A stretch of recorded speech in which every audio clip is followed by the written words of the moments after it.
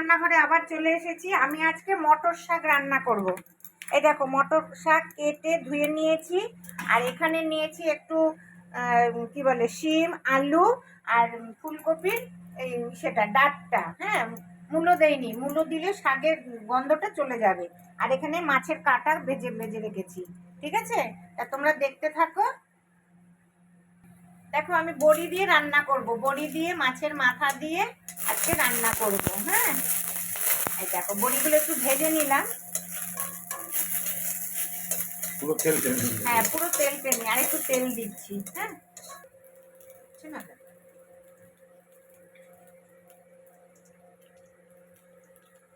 যত তেল না বড়িটা তেল টেনে নেবে। ভেবেছিলাম বাড়িতে বড়ি দেব, কিন্তু কোথায় শুকোবো, কোথায় কি করব, এই জন্য আর হয়ে উঠলো না। হ্যাঁ, এই না তুলে রাখলাম। হ্যাঁ, বড়িগুলো এবার 5 ফোড়ন আর একটা শুকনো লঙ্কা সম্বাদ দিচ্ছি। দ্বিতীয় সংবাদ 5 ফোড়ন, 5 ফোড়ন আর শুকনো লঙ্কা।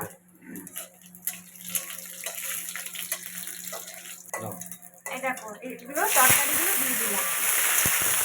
তরকারিগুলো এই যে ভাজা ভাজা হলে তারপরে শাকটা মশলার মধ্যে আমি দেব হলুদ, 3-4টে কাঁচা লঙ্কা, এই যে 3টে কাঁচা লঙ্কা করে রেখেছি, চিড়ে রেখেছি, দিয়ে দিলাম। হলুদ দেবো আর একটু মশলা দেবো, ওই জিরে বাটা লঙ্কা বাটা আছে সেটা দিয়ে দেবো। মশলার মধ্যে এই দেবো, আর কিচ্ছু না। দেখো বন্ধুরা, আমার সবজিগুলো সেদ্ধ হয়ে এসছে। এবার বড়িগুলো দেবো না, কাঁটা আর এই যে মশলা, কাঁটার মধ্যে হলুদ আর মশলাটা দিয়ে রেখেছি।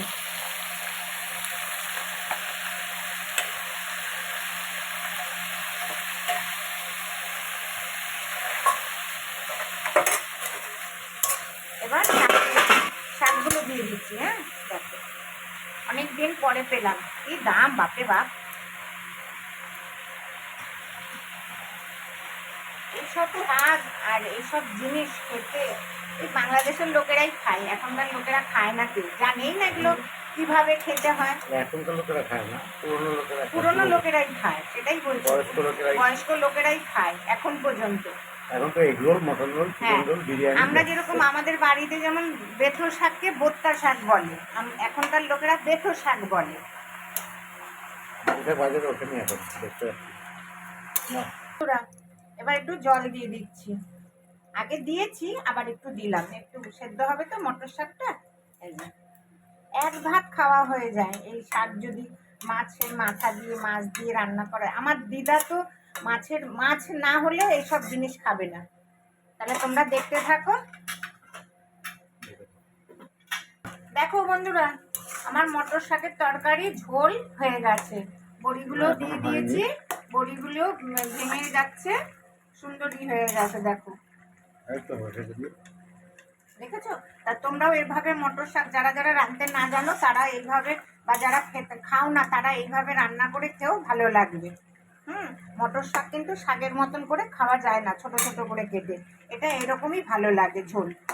আমাদের বাড়িতে এই যে শীতকালে যত মটর শাক, বেথো শাক, কলই শাক সব উঠবে, আমাদের বাড়িতে আসবে।